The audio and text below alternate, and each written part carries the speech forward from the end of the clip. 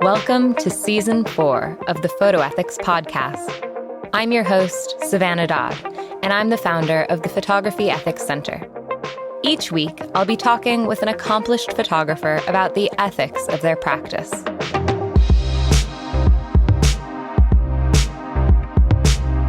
Today, in episode number 8, we'll be talking with Stephanie Lloyd and Erica Belli from Photovoice Worldwide about expanding the frame. Stephanie Lloyd has spent her career collecting evaluation data to inform programming and to support teams worldwide in using Photovoice to uplift critical issues and address inequalities. As a City Year AmeriCorps alumna, she believes in the power of social good and youth voice to change our world. Erica Belli is a participatory photography and Photovoice facilitator with a diverse background in photography, psychology, and art therapy. Her focus on arts-based techniques has allowed her to work with organizations worldwide and support their Photovoice journey. She believes in the transformative power of photographic language, whether it's with brand new or archival pictures.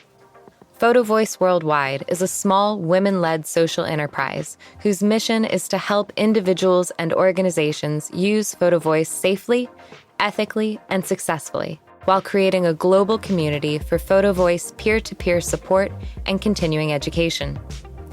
They believe Photovoice can be a tool for advocacy, change, and equity. Since 2019, they have been providing Photovoice education and consultation, with a focus on illuminating resources and problems and healing individuals and communities.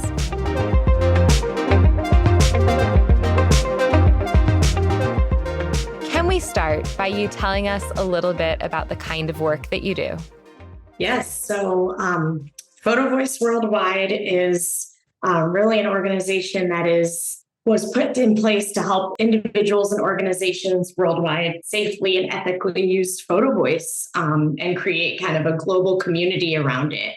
And Photovoice is a participatory research method that puts cameras in the hands of people with valuable lived experiences so that they can explore and share their perspectives. So on a really practical level, participants or co-researchers or a group of people are given cameras, and in some cases, some photo training, and then they're given a set of prompts or photo taking questions and asked to go take photos based on those. They'll bring them back to the group to discuss and to think about themes and think about what's most important. And then the big thing here is about sharing it outside of the group. So figuring out what's most important and what's the method to exhibit or present or share this information. That's really interesting. Can you also maybe tell us a little bit about how both of you, Stephanie and Erica, got into the work that you do at Photovoice Worldwide? What's your background? What led you to this kind of work? So maybe I'll start first. For me, I was working as a photographer. I was in my mid-20s. I'd been exploring documentary photography. I was very inspired by new topographers such as like Stephen Shore, William Eggleston, Lee Friedlander. And I had started to feel like I was missing something. Like I was super engaged with the people that I was photographing, but I had a lot of ethical questions and challenges really around imposing a narrative. And I was feeling like I wanted to shift the paradigm. So at some point, I got more into iconographical research, visual research, and really became passionate about vernacular photography. And to me, it became more interesting to see what people would photograph, how they would do it, what their eye would catch, than photographing myself almost. So I started my first collaborative project in Milan in 2011, and I was working with street vendors, mainly from Sri Lanka and Bangladesh.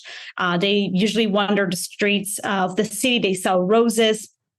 But in some cases, they also have Polaroid cameras, and they ask you if you want your picture taken so they can sell it to you. And I started wondering what their visual representation was like. And, in the end, they were being photographers. They were taking pictures and portraits of people. And I wanted to know what kind of iconography influences were coming through their pictures.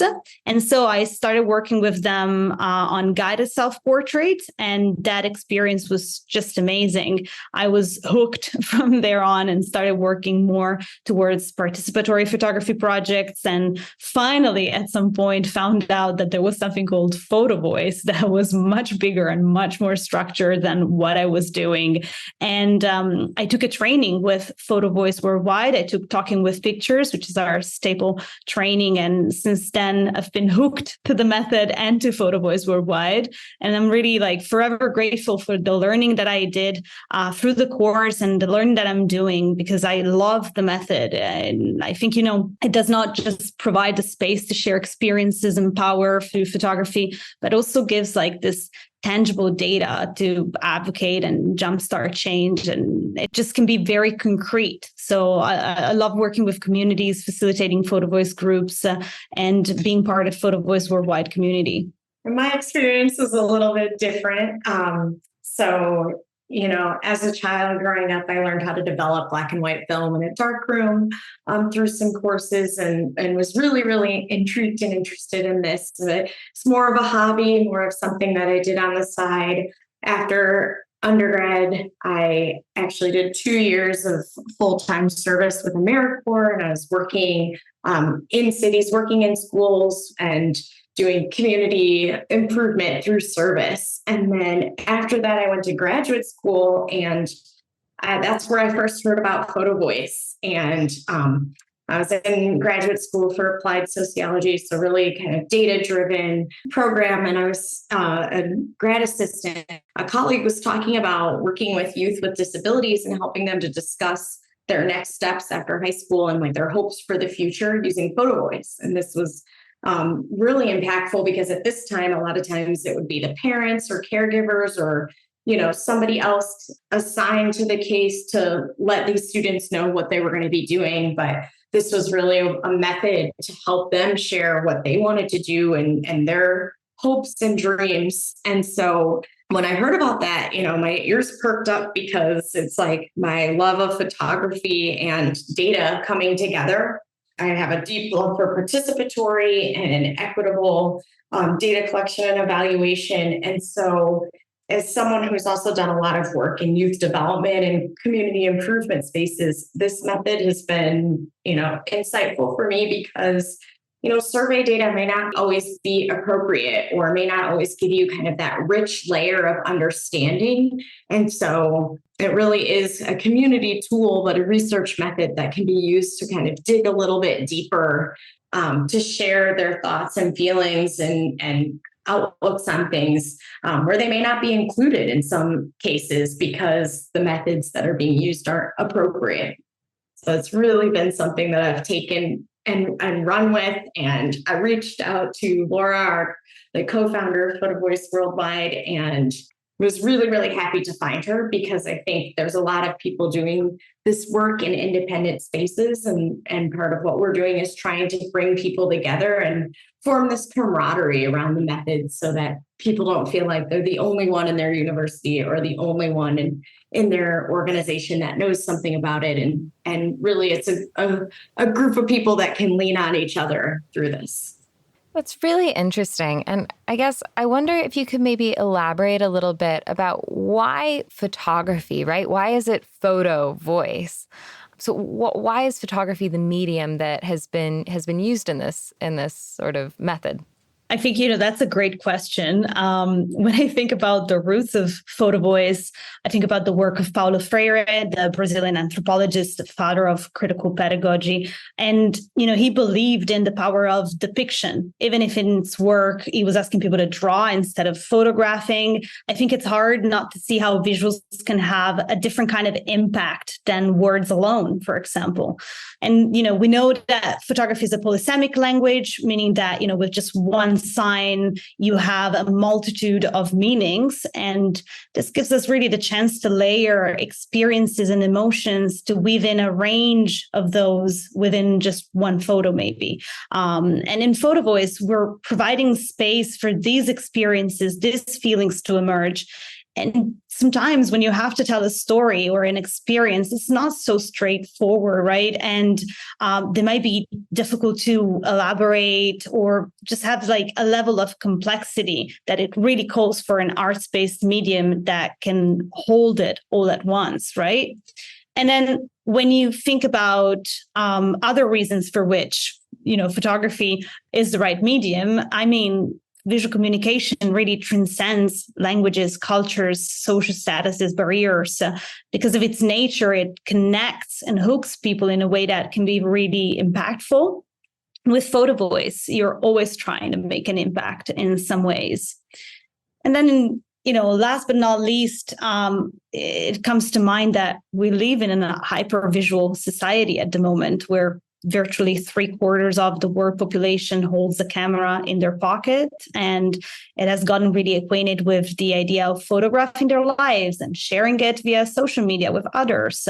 And even though posting an Instagram picture or taking a picture for photo voice are two different things, at heart, I think the idea of connecting to others through photos and captions is the same.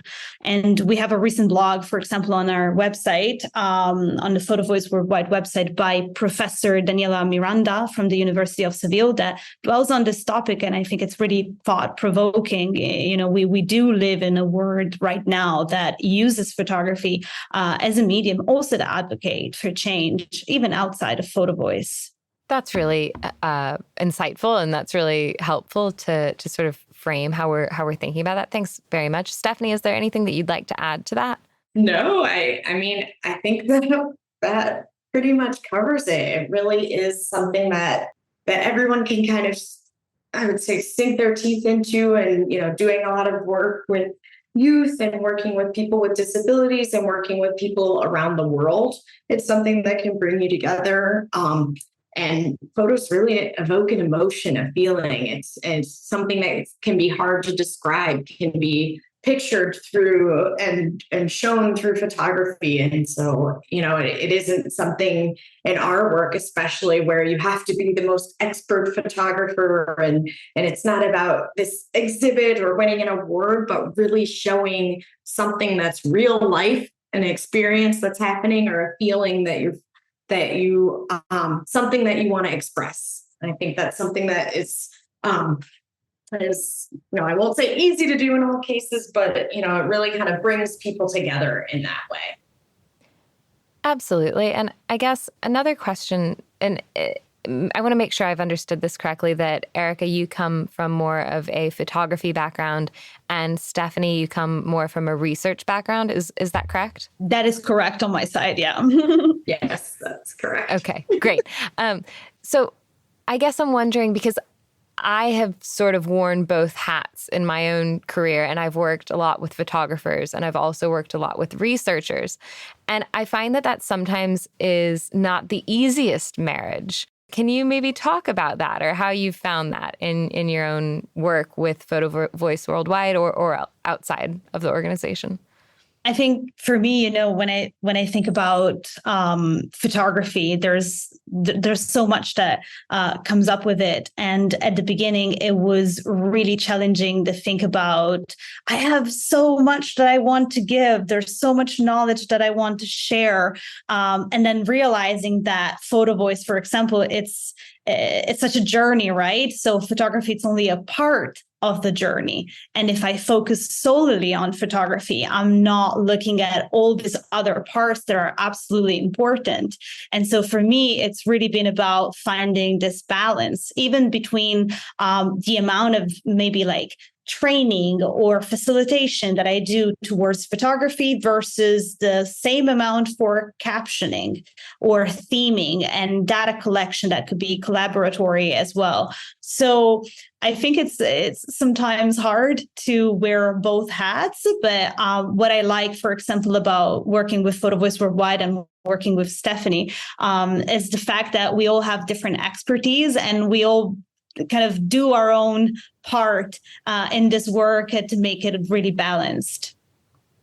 Yeah, that's really interesting. And I guess, Stephanie, do you have a different perspective on it, or is it quite similar? A little bit. I do think whenever you're doing community-based research and this, I was aware of this a number of years ago now, but I think in some cases previously, a community or the population was not involved in the research. And then on the other side of things, you can do a community project that isn't meant for research. So there is kind of that, I don't know if it's not necessarily a butting heads, but I say in some cases, it's a lot of cooks in the kitchen. Different stakeholders have their eyes on different things, making it truly community and participatory and having participants be co-researchers or co-investigators with you, but then also wanting to get this information on the other side. And so, a lot of times when we do work, we have a few consulting clients that are universities and they're working under IRB constraints. And so while they're working with individuals and communities and have a community-based feel, there's a lot of different constraints around using secure platforms or sharing of photos or what can be talked about or how these sessions are operated that are already kind of spelled out. And when you think about doing something that's participatory, and when you think about Photovoice, you don't really know what the sessions are. You're not supposed to know what the sessions are going to be because they're supposed to be participant driven and kind of take their turn. But in order, from a research standpoint and from like the welfare and human subjects, the facilitator or the person, the project investigator is supposed to know and have that already kind of spelled out just to make sure that we're not doing any harm or, preventing risks for human participants. So I think in that case, there is like a little bit of back and forth. And that's something that we all the time see and have to support our clients in making sure that it's participant driven and also that we're staying under the constraints of what's happening within a university setting. Absolutely. And you sort of hinted, I think, at some of those ethical challenges, but I wonder if you could maybe unpack a little bit more, maybe some ethical challenges that come with using Photovoice, and how do you navigate them, or how do you teach others to navigate them when they're implementing the method? Okay, maybe I'll just sort of mention a couple. I'll start with a couple of ethical challenges, and then maybe Stephanie, we can tag team here and we can go from there. But one of the first things that comes to mind with ethical challenges with Photovoice is this notion that Photovoice empowers. And, you hear this in a variety of ways, in a variety of contexts. But I think, and we all think at Photovoice Worldwide, that it's really mandatory to reflect upon this and consider what's behind this concept, right? Because if we use this verb like empowers with such an active connotation, one might tend to think that, it's the facilitators, the practitioner, the see that itself as the person bringing the empowerment, right, to the community. And this is ethical challenge 101, right? And we know too well that this kind of approach is almost going against the method, what the method stands for, right? So I think we prefer to say that Photovoice provides space for community to voice their experiences, advocate for change, and we leave up to the individuals to say whether throughout this process they've felt empowered by the experience or not. It is not mandatory to feel empowered by Photovoice. And then, I was mentioning advocacy and advocating, and that's another ethical challenge that often comes up when you work in this field for similar reasons. Like some people argue that putting the burden of advocacy and research in general, right, on co-investigators, it's not fair practice. We like to think that going into this work with a different lens. So sure, co-investigators are asked to commit to the process, but it is undeniable that the way you go about providing this space really makes all the difference.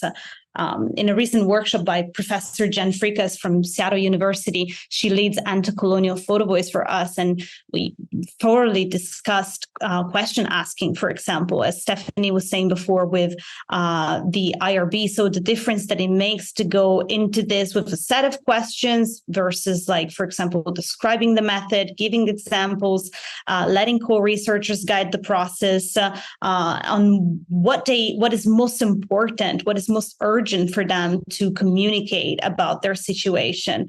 But I mean, this is just really like the tip of the iceberg. I'm touching on something very briefly because at the end we could be talking about many more ethical challenges, but I hope that even just this too start to spark a little thought and conversation. And Stephanie, I'm sure you have more. Yes. What's always in the forefront of my mind is keeping participants safe and respecting them. And so, I mentioned before, your project may have a number of stakeholders. Some of this will be the group of funders, the funding agency, and really making sure that as someone facilitating a project, you're respecting people's wishes on what they want to include into exhibits. You're not putting words in their mouths. So making sure that their captions are what they've said and what they deem to be important. We encourage people to expand on their caption or edit their caption as you wish. But at the end of the day, it's really important to us that it's reflecting something of importance to them and in their voice. And then there's also this interesting aspect of saying goodbye or kind of leaving the project at the end. And I ran a photo voice group during the heart of COVID in 2020, and it just so happened it ended up being online on Zoom, and it really became a space of like weekly kind of camaraderie and checking in on each other. And like, that was not the project, but just, given a lot of times what's happening in the world really impacts what's happening in a photo voice project. And so, it really was a great group that came together, provided a lot of emotional support to each other.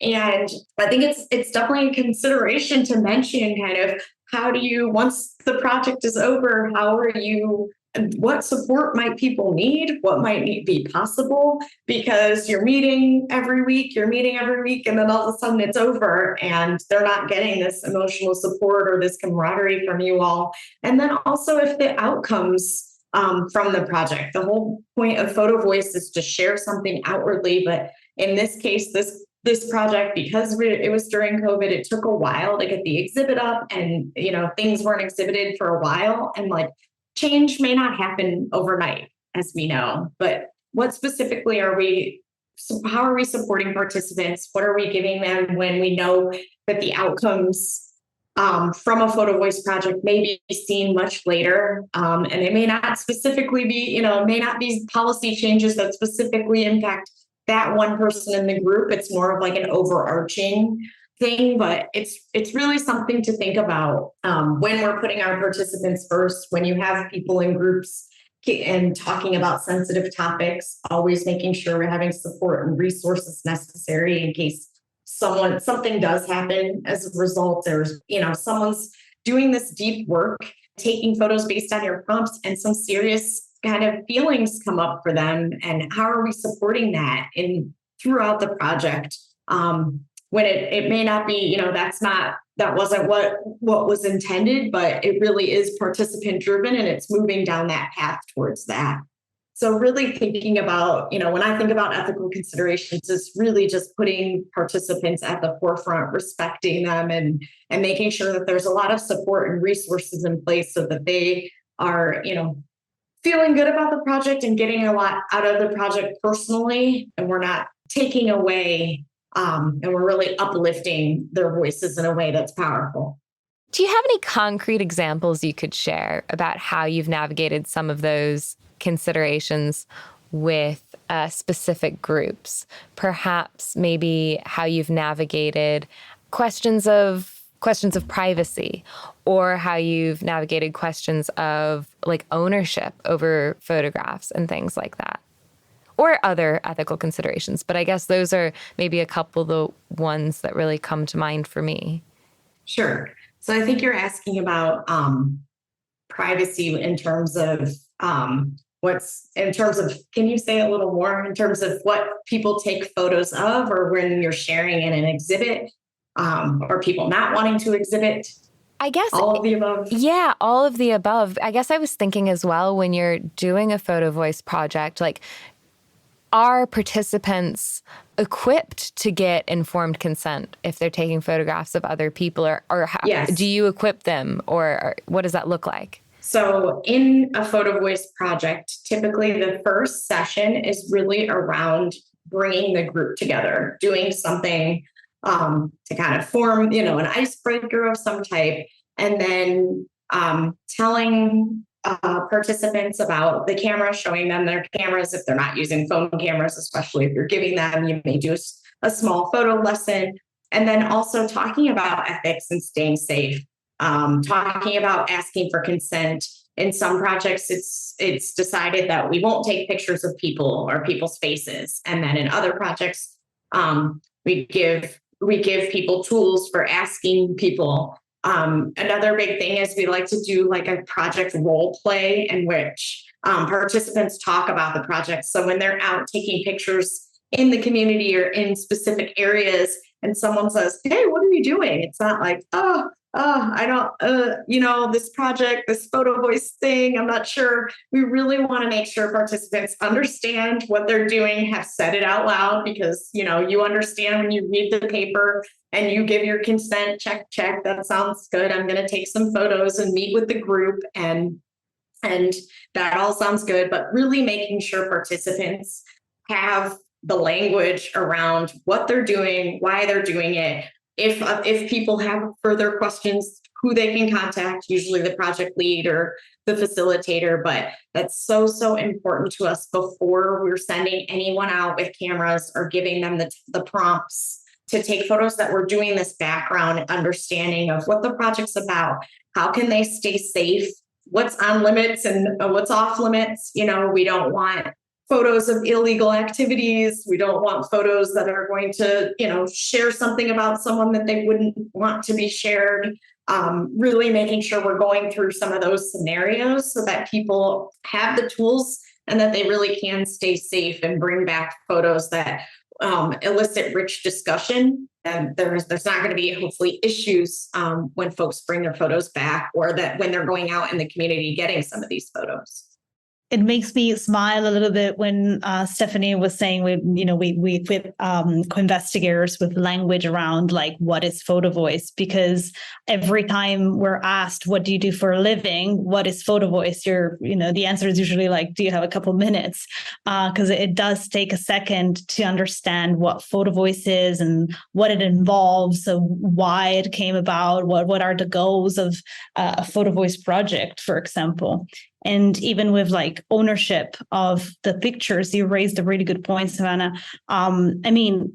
Co-investigators own their own photos. And whenever you're working on a project, you have a list of places that these photos will be exhibited in or that will be used in, and people can opt in or out of this. This is part of like the consent that is so important to Photovoice. And even withdrawing consent is an important step of Photovoice. Say you've taken a picture, you wanted to talk about something, and then a couple months later or 6 months later, you no longer feel like you want to have that picture, like you want to talk about that. That is always a possibility. You can always withdraw consent on your pictures. So I think also like seeing this as a flexible thing, as something that it's not set in stone, not because you gave me consent once, it's consent forever. Because at the end of the day, you are sharing something that is very personal.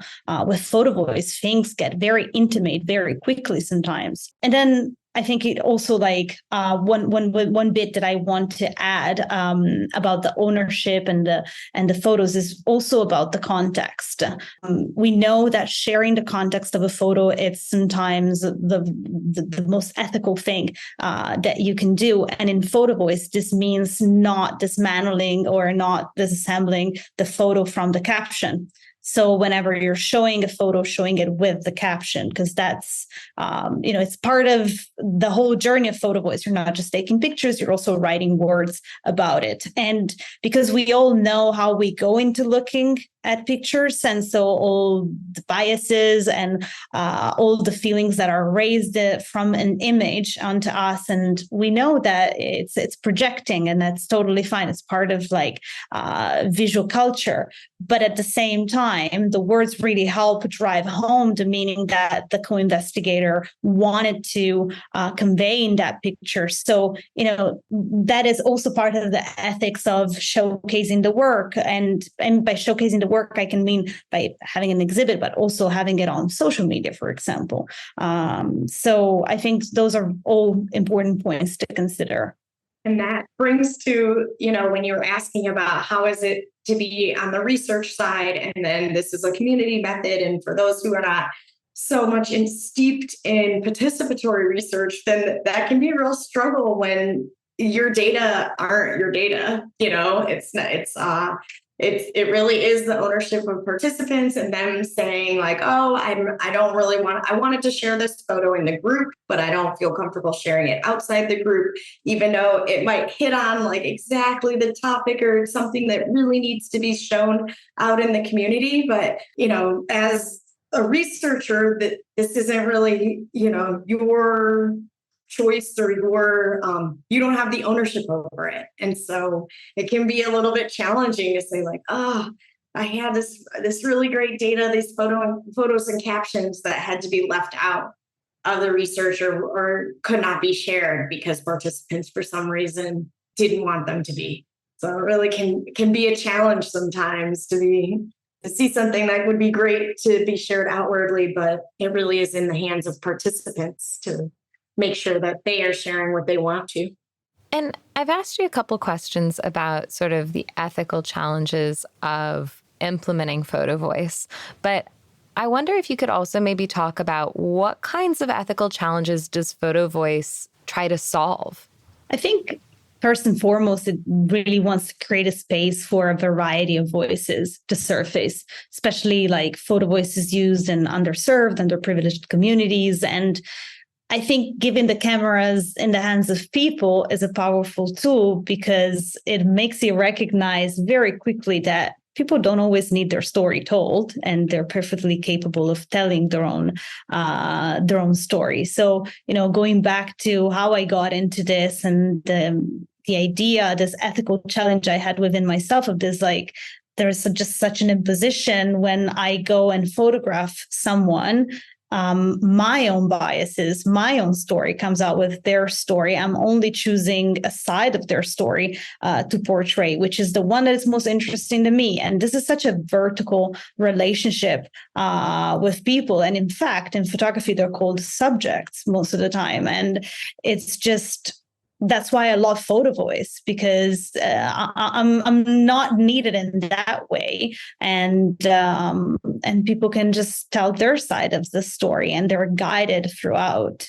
Yeah, helping people, share what's most important. This transcends across the globe, as we've said, and especially nowadays, where Photovoice projects end up on websites or end up being a book that's published or end up being, all of these different things that can really, it's not necessarily one exhibit in one community that community got to see, but really is something that others across the world are able to see and understand. And it's from the point of view and the vision of participants. So it's not someone else saying, I'm reporting on this story or I'm sharing this. In some cases, the photo taking prompts or photo questions are actually developed by participants, or photographs and themes might start to walk down a different road based on what participants really want to talk about and what they feel is most important. So the facilitator may may come to the group with something that they want to learn and they want to share. And really it walks a little bit of a different road based on what participants take photos of, talk about, and deem as important to theme and share. And so it really it does have that way of saying, your voice is important, and what do you know about this topic? What do you want to say about what's most important here that others need to know? And really giving the opportunity for diverse voices in to be entered into the conversation. And I wonder, maybe this is two separate questions for each of you. Maybe start with Stephanie. What kinds of advice would you give for researchers who are getting ready to implement a Photovoice project? And then similarly for Erica, although maybe the answers are very much the same and there's a lot of overlap, but I wonder, as a photographer, what kinds of advice would you give to photographers who are wanting to do more participatory photography? Yeah, I think it's a lot of background work behind the scenes, just setting things up. As I said, it's participant driven, but you want to make sure you're setting them up in the best way possible. So there's a lot that goes into kind of a Photovoice preparation in terms of making sure there's good group camaraderie, finding a space that will support what you're doing. In some cases, we've done projects where there's a large screen in the room and everybody's looking at the screen and facing them. And then in some cases, we've done it at the round tables. That seems to spur more discussion. Are you going to print photos so that everybody can pass them around the table and you can move them around the table? Or is it purely going to be digital and having them up on the screen for folks to comment and work with?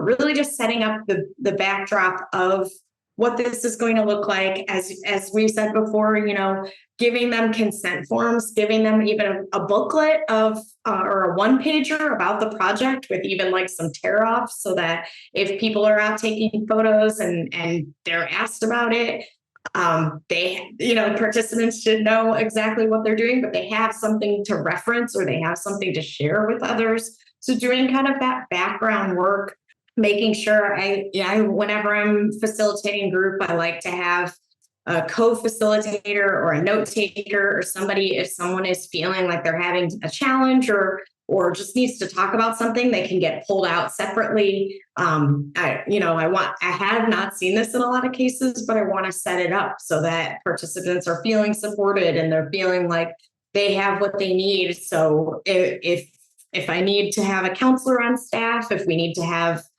translator, if we're going to be working in multiple languages. So just kind of setting up all of those background things with the guidance of making sure participants are having a good experience and are able to kind of move through the process. What's going to work best for them? Uploading photos.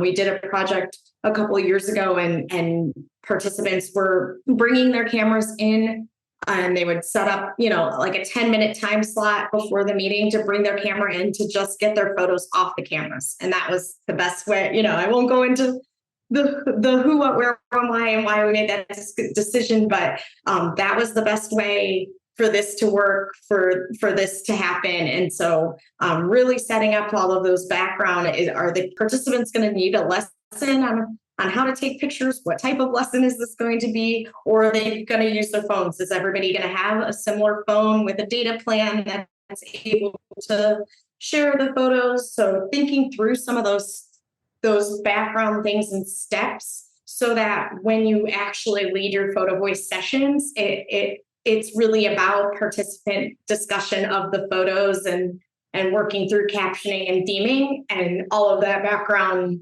has been taken care of behind the scenes and up front. I love what you said, Stephanie, and it makes me think about our co-founder, Dr. Laura Lorenz, and this is also shout out to her, of course. She always says, meet them where they are, meet co-investigators where they are. What is the easiest way to meet? What is the easiest way to take photos? Small things. And then even with the cameras, what Stephanie was saying is so important about like equity. Will everyone in the group have access to the same kind of camera? This is pretty important because otherwise you start soon to have imbalances within the group. So I love this very practical suggestions that she made. And then for photographers, I'm going to go more into a little other kind of line.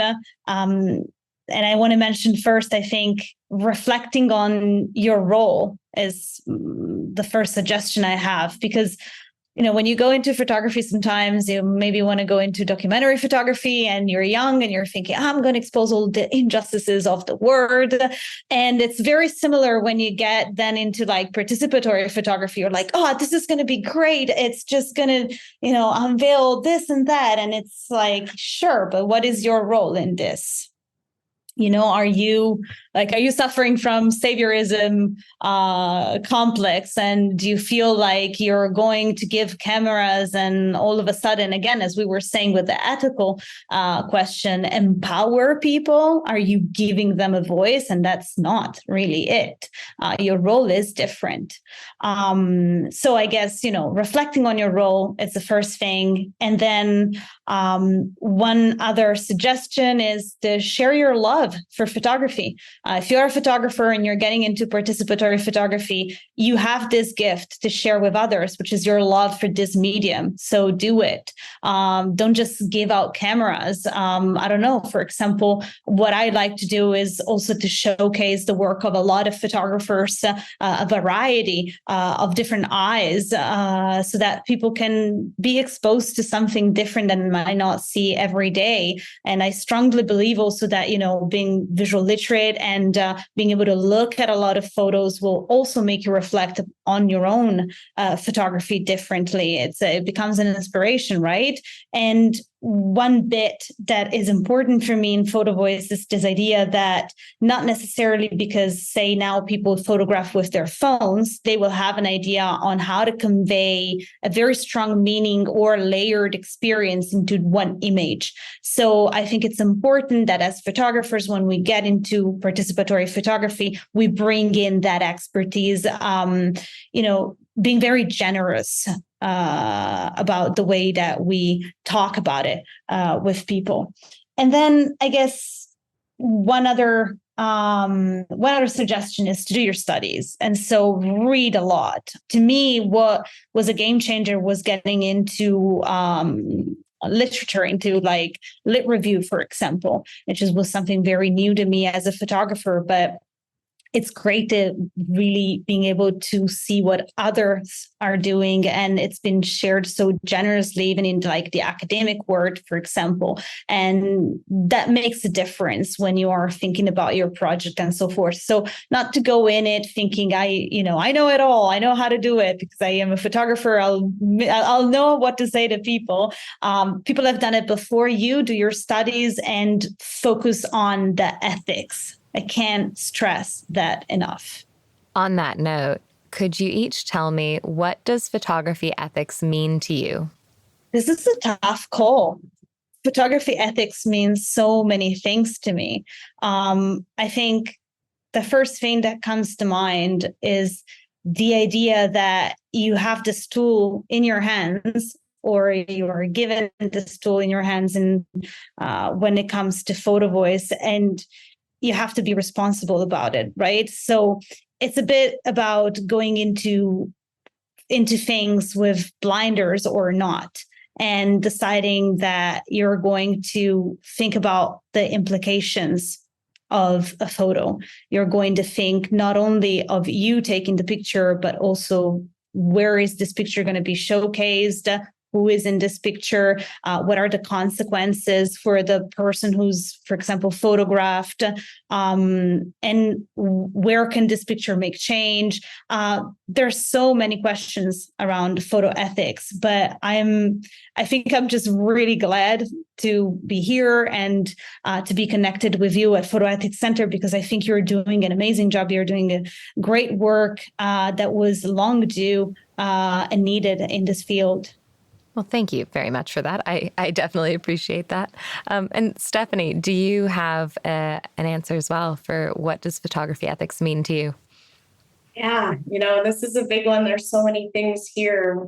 And, when I think about Photovoice, I think about it as a social justice issues. So really, through photography, wanting to strive for diversity and equal representation and involving groups that aren't typically asked to share their opinions, and creating these opportunities for participants to share their voice and advocate for themselves and share what's most important. I think about, photos are a powerful tool. So making sure that through our photography that there's a piece of consideration here. So making sure that people's trust isn't taken advantage of, and that certain private moments that shouldn't be shared or don't want to be shared aren't shared. That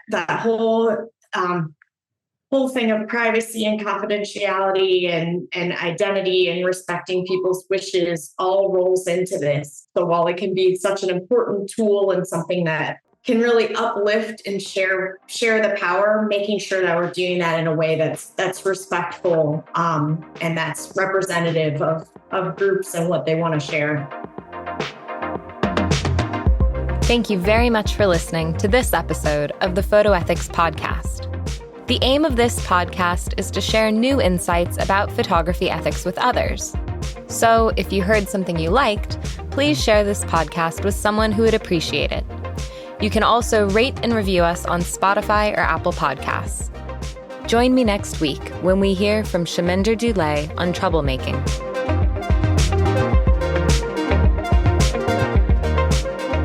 In each episode of the podcast, we ask our guests, what does photography ethics mean to you?